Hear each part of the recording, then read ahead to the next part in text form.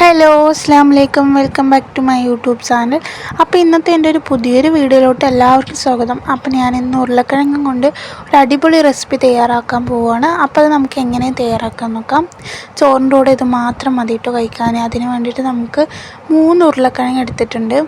എന്നിട്ട് ഞാനത് രണ്ടായി കട്ട് ചെയ്തിട്ട് നീളത്തിൽ കട്ട് ചെയ്യണം. കുറച്ച് കനത്തിലാണ് കട്ട് ചെയ്യണത്. ഒരുപാട് ലൂസാവാനും പറ്റില്ല, ഒരുപാട് കട്ടിയാവാനും പറ്റില്ല. ഒരു മീഡിയം സൈസിലാണ് കട്ട് ചെയ്തെടുക്കുന്നത്. നിങ്ങൾക്ക് ഏത് രീതിയിൽ വേണമെങ്കിലും കട്ട് ചെയ്യാം കേട്ടോ. അപ്പം ഞാനിങ്ങനെയാണ് കട്ട് ചെയ്തെടുക്കുന്നത്. അപ്പോൾ ഇത് കണ്ടോ, ഈ ഒരു രീതിയിലാണ് ഞാൻ കട്ട് ചെയ്തെടുത്തിരിക്കുന്നത്. എന്നിട്ട് നമുക്കൊരു ചീനച്ചട്ടി വെച്ചിട്ട് അതിലോട്ട് നമുക്ക് ഓയിലോ വെളിച്ചെണ്ണയോ ഒഴിച്ച് കൊടുക്കാം കേട്ടോ. എന്നിട്ട് നമുക്ക് ഒരു 1.5 ടേബിൾ സ്പൂൺ മുളക് പൊടി ഇട്ട് കൊടുക്കുന്നുണ്ട്. നിങ്ങളുടെ എരിവിനനുസരിച്ച് ഇട്ട് കൊടുക്കുക. ഞാനിപ്പോൾ ഇവിടെ ഒരു 1.5 ടേബിൾ സ്പൂൺ മുളക് പൊടി ഇട്ടിട്ടുണ്ട്. പിന്നെ ആവശ്യത്തിനുള്ള ഉപ്പ് ഇട്ട് കൊടുക്കാം. ഉപ്പ് നമുക്ക് പോരെങ്കിൽ പിന്നെ നമുക്ക് ഇട്ട് കൊടുക്കാം കേട്ടോ. പിന്നെ ഒരു നുള്ള് മഞ്ഞൾപ്പൊടിയും കൂടി ഇട്ട് കൊടുത്തിട്ടുണ്ട്. നമ്മൾ ഈ പൊടികളൊക്കെ ഇട്ട് കൊടുക്കുന്ന സമയത്ത് ഗ്യാസ് മീഡിയം ഫ്ലെയിമിൽ വെക്കാൻ നോക്കുക, അല്ലെങ്കിൽ ഗ്യാസ് ഓഫ് ചെയ്ത് വയ്ക്കുക. കരിഞ്ഞു പോകാൻ പാടില്ല. ഈ പൊടികളുടെ ഒരു പച്ചമണം മാറുന്ന വരെ നമുക്കൊന്ന് ഇളക്കി കൊടുക്കുക. എന്നിട്ട് അതിലോട്ട് ഇഞ്ചിയും വെളുത്തുള്ളി പേസ്റ്റ് ഇട്ട് കൊടുക്കുന്നുണ്ട്. പിന്നെ കുറച്ച് സബോള അരിഞ്ഞിട്ട് ഇട്ട് കൊടുക്കുന്നുണ്ട്.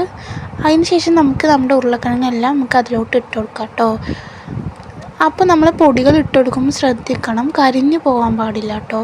കരിഞ്ഞാൽ അതിന് വേറൊരു ടേസ്റ്റ് ആയിരിക്കും. പിന്നെ ഉരുളക്കിഴങ്ങിൻ്റെ ആ കരിഞ്ഞ മണം ഉണ്ടാവും. എന്നിട്ട് നമുക്ക് ഉരുളക്കിഴങ്ങ് ഇട്ട് കൊടുത്തിട്ട് നല്ലോണം മിക്സ് ചെയ്യാം കേട്ടോ. മസാലകളൊക്കെ ഉരുളക്കിഴങ്ങിൽ പിടിക്കണ പോലെ നല്ലോണം മിക്സ് ചെയ്ത് കൊടുക്കാം. എന്നിട്ട് നല്ലോണം മിക്സ് ചെയ്ത് കൊടുത്തിട്ട് നമുക്കൊരു മൂടി വെച്ച് വേവിക്കാം കേട്ടോ. ഒരു 10-15 മിനിറ്റ് മൂടി വെച്ച് വേവിക്കാം. എന്നിട്ട് നമ്മൾ ഇടയ്ക്കിടയ്ക്ക് ഇങ്ങനെ ഇളക്കി കൊടുക്കണം കേട്ടോ. നമ്മൾ അങ്ങനെ മൂടി വെച്ചിട്ട് അങ്ങനെ പോവരുത്.